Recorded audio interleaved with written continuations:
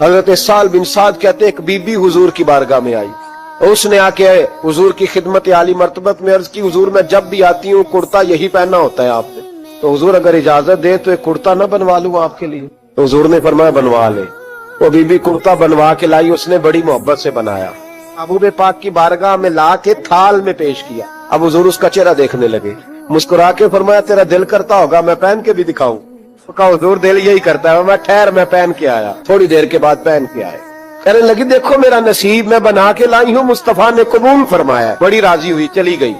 Abdurrahman Ibn of थे, कहते वो करीब खड़े थे, जब हुजूर ने पहना ना तारीफ की तो हुजूर ने फरमाया तुझे पसंद आ गया दे दूं, मेहरबानी हो जाए तो क्या ही बात है। सरकार अंदर गए, वो पुराना कुर्ता दोबारा पहना और मेरे रसूल पाक अलैहिस्सलाम ने उस कुर्ते को उतारा और नबी पाक ने ला के दिया, फरमाया चल यार वो भी राजी हो गई या तू भी राजी हो जा।